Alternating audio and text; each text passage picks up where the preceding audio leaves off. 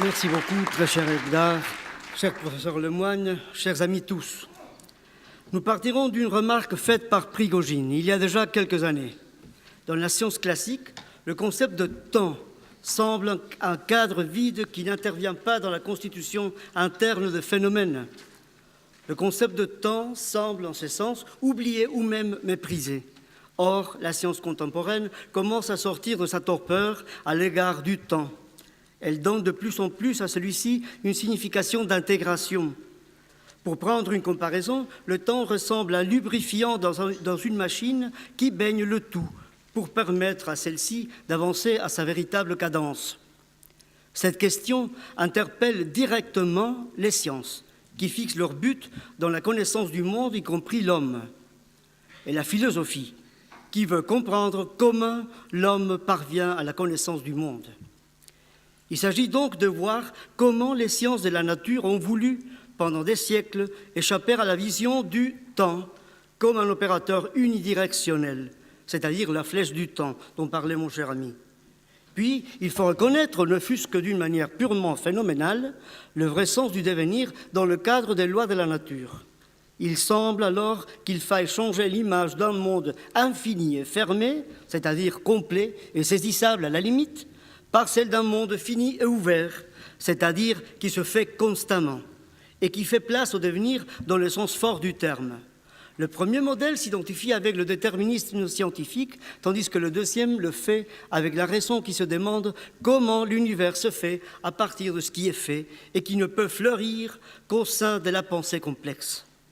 C'est ainsi que la question concernant les conséquences de l'étude du cosmos en devenir, tout en tenant compte que la raison de l'homme se trouve à l'intérieur de ce cosmos, doit nous mener à un domaine qui concerne aussi bien les sciences de la nature que la philosophie ou, autrement dit, à la rencontre entre la contingence et la nécessité. Certes, le concept du temps touche à un problème fondamental, non pas seulement de la philosophie ou de la science, mais de ce qui est inhérent au plus intime de l'homme. Il rejoint notamment la conscience de la non-concomitance des événements dans la nature extérieure ou intérieure. Il évoque ce dépassement de phénomènes, les uns par rapport aux autres.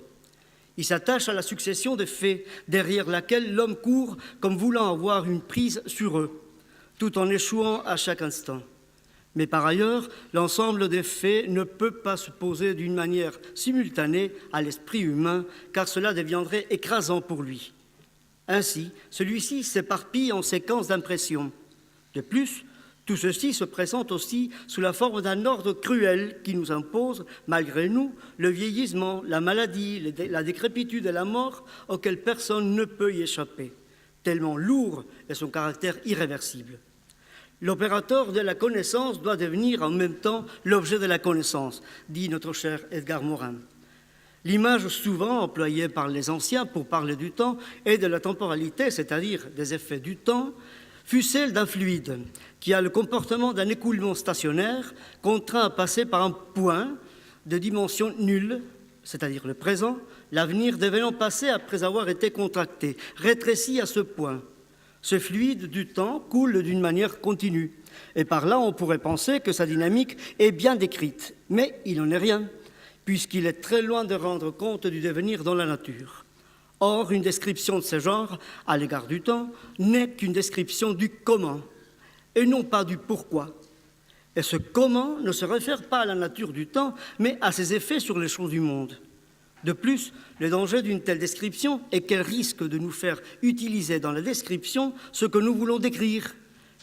Sans doute, il faut tenir compte du fait que cette présentation du temps est certainement la plus immédiate, et donc celle qui se présente comme la première à l'esprit.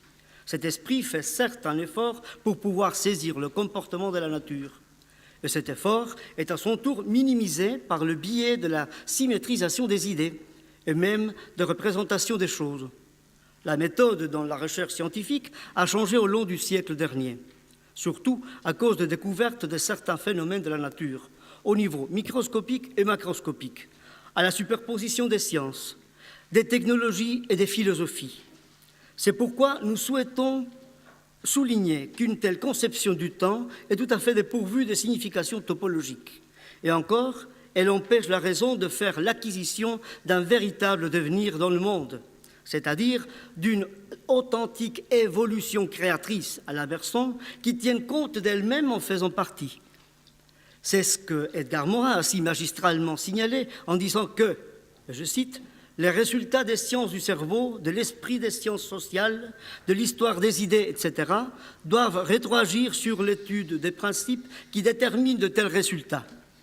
Le problème n'est pas que chacun perde sa compétence, il est qu'il la développe assez pour l'articuler sur d'autres compétences qui, liées en chaîne, formeraient une boucle achevée et dynamique, la boucle de la connaissance de la connaissance.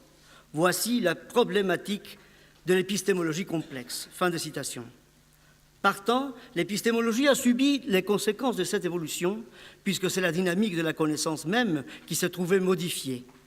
Les présupposés des modèles théoriques du monde, qui veulent garder la validité des principes de conservation, caractérisant les lois de la nature, ont donné lieu à beaucoup de polémiques, nous empêchant ainsi d'avoir une vision unificatrice de la réalité, en supposant qu'il n'y en ait qu'une, à moins de se trouver dans le domaine de la psychologie où l'on peut tolérer une certaine diversité de points de vue.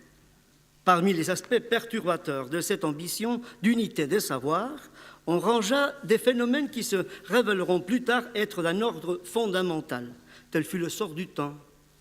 L'expérience qui ne fournit aucune connaissance universelle dans l'espace et dans le temps, et qui fait seulement connaître les rapports extérieurs des choses, peut bien nous révéler des liaisons constantes, mais non des liaisons nécessaires.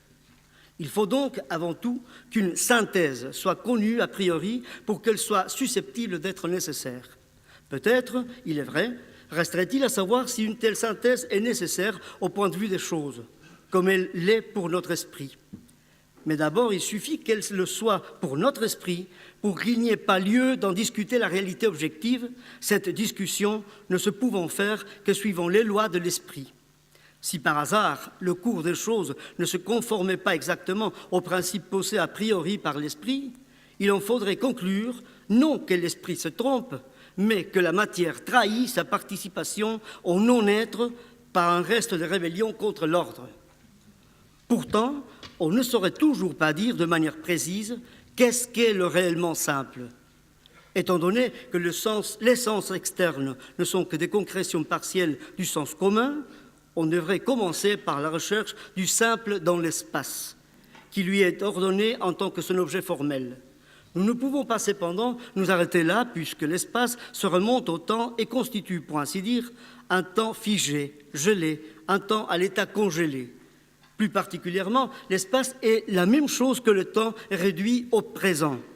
Il est la séparation restreinte au pur maintenant et qui, en conséquence, ne peut se représenter que comme juxtaposition.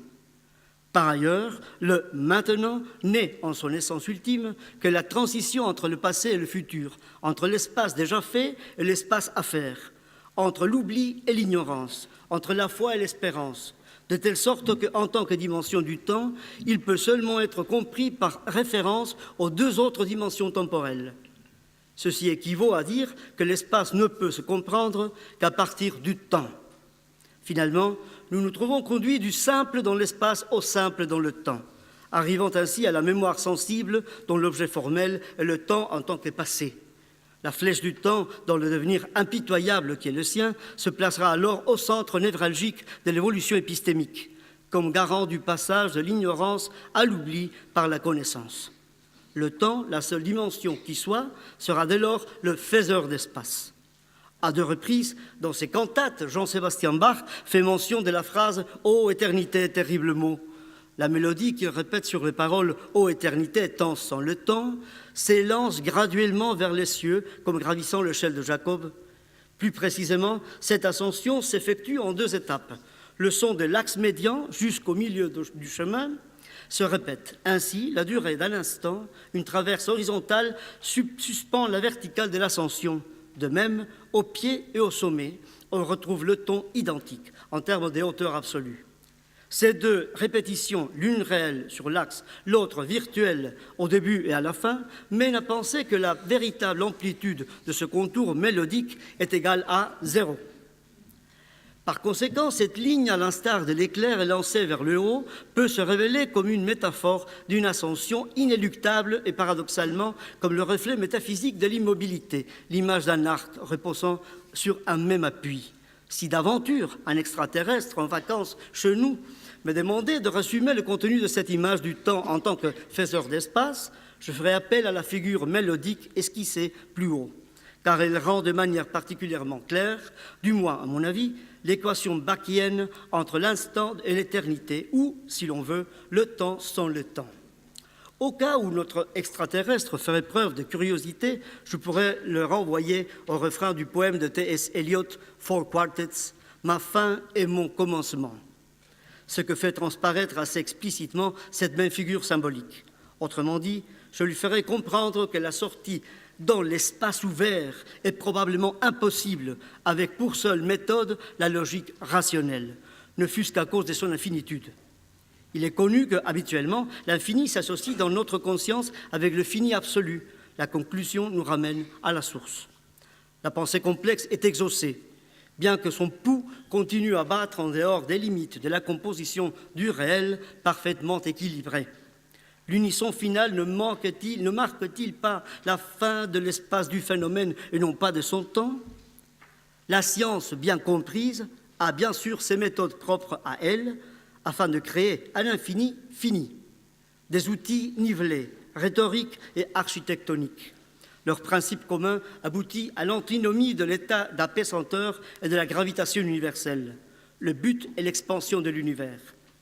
Quoiqu'il soit difficile d'appeler héliocentrique l'astronomie du circuit de l'épistémologie complexe, il s'agit plutôt, nous semble-t-il, du dialogue de l'infini avec le fini et vice-versa, une histoire sans fin. Merci infiniment de votre générosité et de votre patience.